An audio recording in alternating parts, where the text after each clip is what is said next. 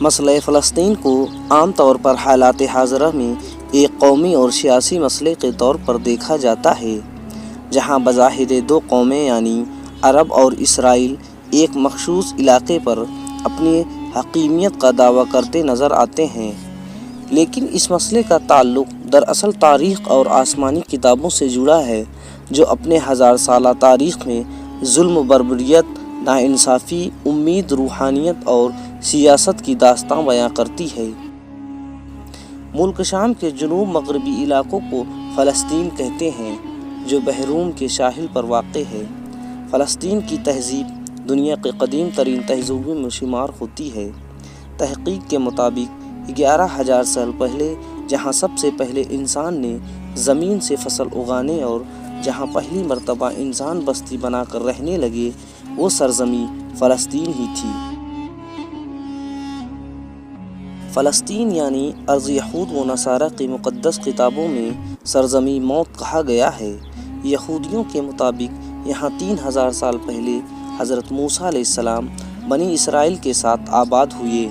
تو آپ نے یہاں ایک عبادت گاہ کی بنیاد رکھی، جہاں حضرت داؤد اور سلیمان علیہ السلام کے زمانے میں عظیم ہیکل بنائی گئی تھی، جبکہ عیسائیوں کا ماننا ہے کہ بیت الحن یہی وہ مقام ہے جہاں عیسیٰ علیہ السلام کی پیدائش ہوئی تھی، وہ بھی فلسطین کے شہر یروشلم میں ہی ہے، اور آپ یہیں سے مصلوب کیے گئے۔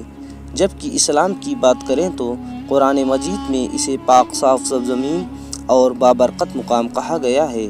جس کی طرف حضرت محمد صلی اللہ علیہ وسلم نے 16-17 مہینے تک رخ کر کے نماز ادا فرمائی تھی۔ معراج کے موقع پر بھی آپ صلی اللہ علیہ وسلم حرم سے براق کے ذریعے بیت المقدس تشریف لائے اور تمام نبیوں کے امامت فرمائی،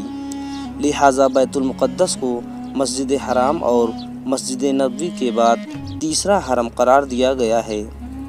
سال 638 عیسوی میں خلیفہ ثانی حضرت عمر بن خطاب کی قیادت میں فلسطین کو فتح کیا گیا، جہاں اس وقت روم کی عیسائیوں کی حکومت تھی۔ حضرت عمر رضی اللہ تعالیٰ عنہ جب یروشلم میں فاتح کی حیثیت سے داخل ہوئے تو سب سے پہلے اس چٹان کے قریب ایک مسجد بنانے کا حکم دیا،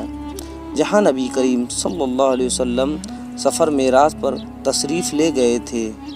اور اس مسجد کو مسجد اقصیٰ کے نام سے جانتے ہیں۔ دور حکومت میں عبد الملک بن مروان نے حرم شریف کی حدود میں